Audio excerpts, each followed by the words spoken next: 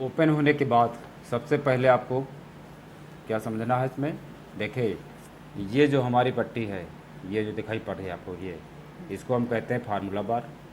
और फार्मूला बार के next left hand में इधर ये जो होता है, ये होता है नेम बॉक्स। और फार्मूला बार क्या करता है, सेल के अंदर आप जो भी लिखोगे, सेल के अंदर जो भी कंटेंट लिखेंगे वो फार्मूला बार में शो करेगा कि आपने सेल के अंदर क्या टाइप कर रखा है।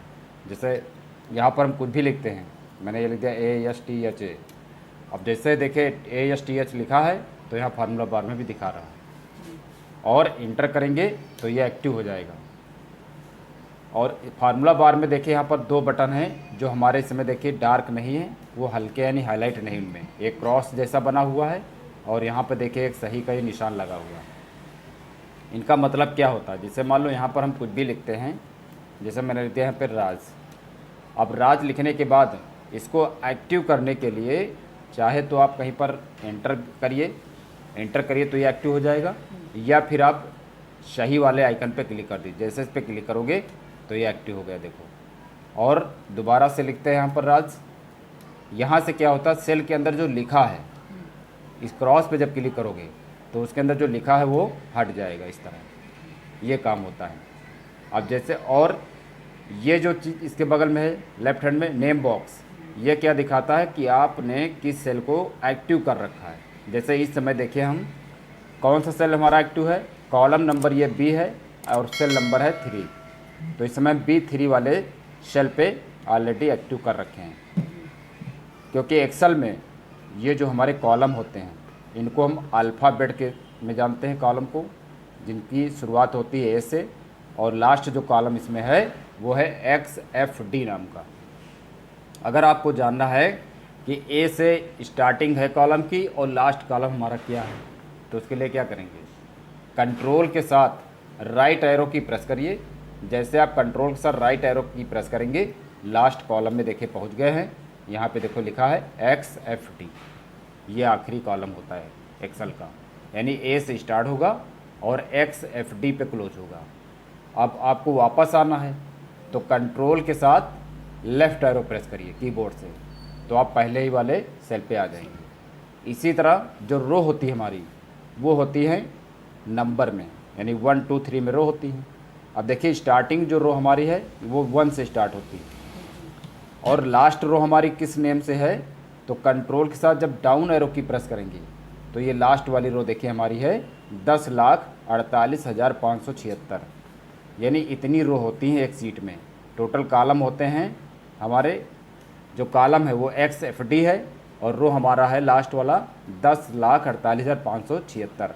अब ऊपर जाना है तो कंट्रोल के साथ अप एरो की प्रेस करिए, सबसे पहली वाली रो पे हम पहुंच गए। अब हमको ये देखना है कि इसमें टोटल कॉलम कितने हैं। रो तो हमको पता चल गया कि 10,48,576 रो हैं, लेकिन कॉलम कितने हैं। कॉलम तो लास्ट XFD है, लेकिन वो किस नंबर का कॉलम है, समझे। तो वो जानने के लिए आप यहाँ पर देखिए, ये जो लिखी नेक्स्ट, ये सीट के बिल्कुल एक जस्ट साइड में देखिए यहाँ पर एक पॉइंट दिखाई पड़ रहा है।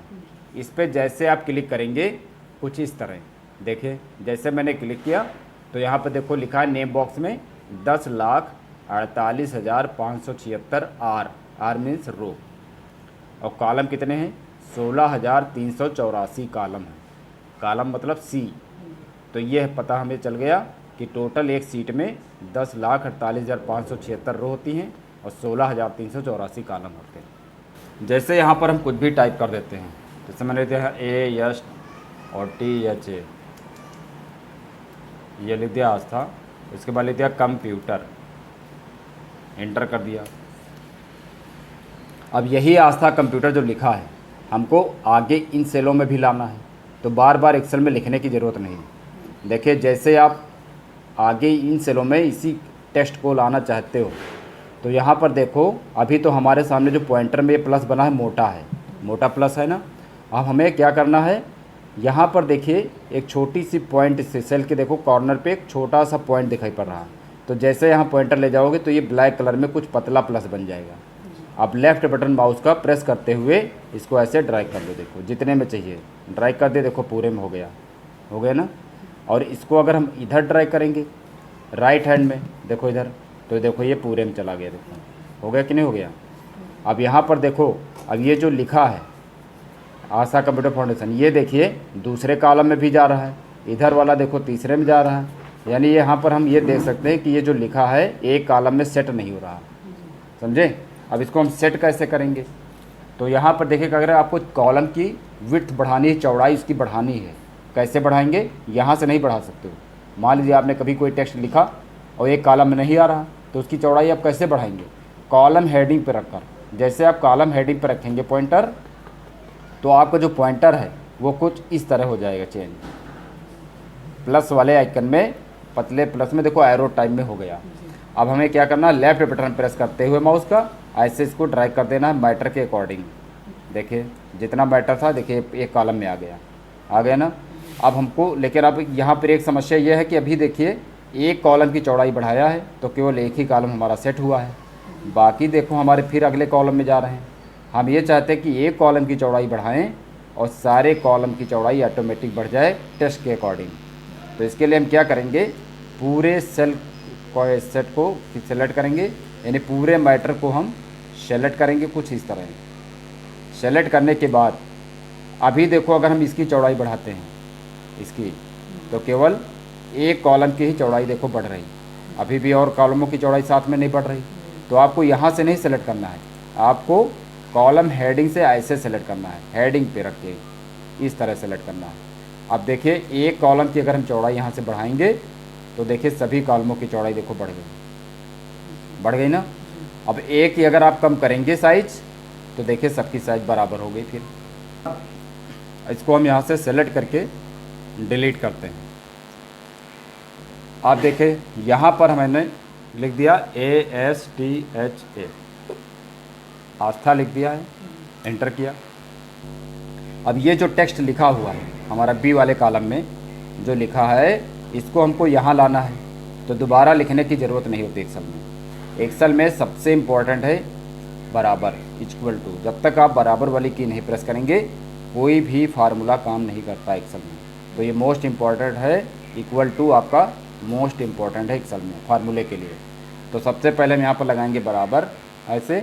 इसके बाद हम देखेंगे कि जो ये आस्था लिखा है वो किस कॉलम में है किस रो में है, ये आपको देखना है। तो देखिए यहाँ पर बी कॉलम है और रो नंबर इसकी क्या है 2 है, B2 में लिखा हुआ आस्था, समझे। आपको ये नहीं देखना है कि हाँ कहाँ लाना, ये नहीं देखना है, आपको ये देखना है कि जो वर्ड जो भी टेक्स्ट हमारा लिखा है वो लिखा कहाँ पर है वो देखना है, वो कॉलम क्या है और उसका नंबर क्या, ये देखना है। तो यहाँ पर हम क्या देखेंगे B2, तो यहाँ पर टाइप कर देंगे हम B और 2, पहले कॉलम का नाम फिर रो का नाम दिया जाता है। जैसे एंटर करोगे देखिए आस्था आ गया है, इस तरह ला सकते हैं। दूसरा जो नेक्स्ट तरीका है, बराबर लगाइए, इसके बाद एरो से जा सकते हो। ये एरो आपकी है लेफ़्ट राइट अप डाउन, जो 4 एरो की होती है डायरेक्शन की हमारी, इनके द्वारा आप वहाँ पर पहुँचिए।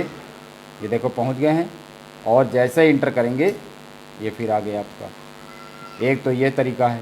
दूसरा नेक्स्ट अगला जो तीसरा तरीका है, बराबर की प्रेस करिए, इसके बाद माउस से क्लिक कर दो, माउस के द्वारा भी रेंज ले आ सकते हो। माउस से क्लिक कर दिया, एंटर कर दिया, यानी हम 3 तरीके से रन दे सकते हैं। एक तो बराबर लगाने के बाद ये देख लो कि हमारा जो टेक्स्ट लिखा है वो किस कॉलम में है किस रो में, वो यहाँ टाइप करके।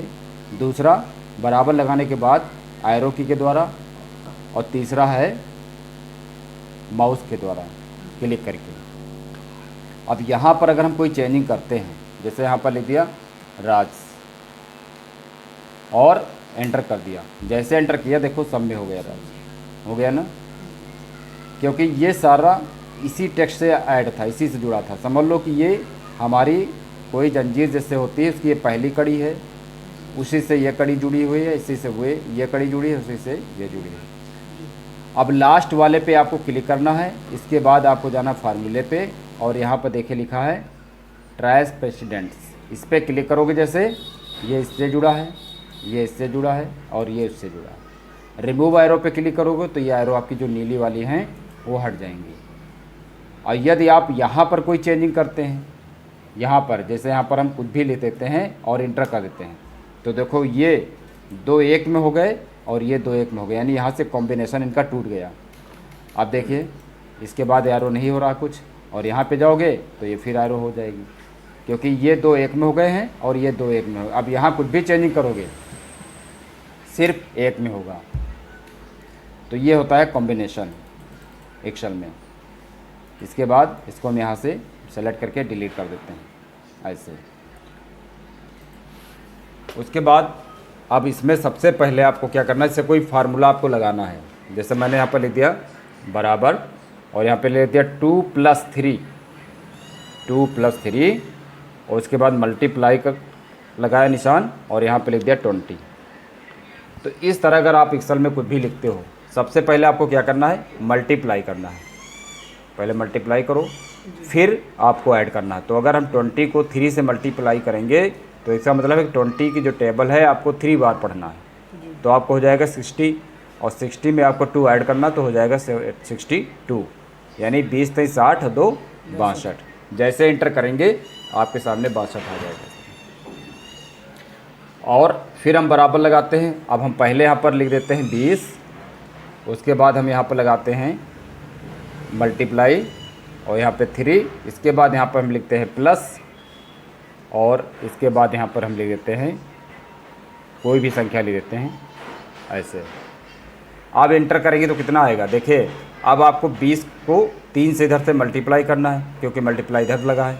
तो 20 3 60 और 10 70, यानी 70 आएगा आपका। देखिए यानी ये बताया गया है कि आपको सबसे पहले गुणे का प्रयोग करना है, इसके बाद आपको जोड़ना है, ठीक। और यदि आप पहले ऐड करना चाहते हैं उसके बाद मल्टीप्लाई करना चाहते हैं तो आपको लगाना पड़ेगा ब्रैकेट यानी कोष्ठक। तो यहाँ पर हम लगाते हैं बराबर, और शिफ्ट के साथ अपना लगाते हैं ब्रैकेट, और यहाँ पर ले देते हैं 2+3 और ब्रैकेट बंद। इसके बाद मल्टीप्लाई, और यहाँ पर कर देते हैं 20।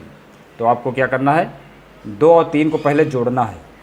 तो 2 और 3 जोड़ेंगे तो कितना होगा 5, और 5 के बाद 20 से इसको मल्टीप्लाई कर देना है 5 को। तो 20 पंजे 100, यानी इंटर करेंगे तो हमें मिलेगा 100। तो अगर ये आपके पास ब्रैकेट लगे हैं तो पहले आप ब्रैकेट वाला सॉल्व करेंगे, उसके बाद आगे वाला सॉल्व करेंगे। ब्रैकेट नहीं है तो सबसे पहले आपको यहाँ पर अगर इस तरह लिखा हुआ है तो उसमें आपका मल्टीप्लाई पहले होगा, उसके बाद ऐड करना है आपको। इस पार्ट में दोस्तों इतना ही। नेक्स्ट वीडियो मिलते हैं नेक्स्ट अगली जानकारी के साथ, तब तक के लिए जय हिंद।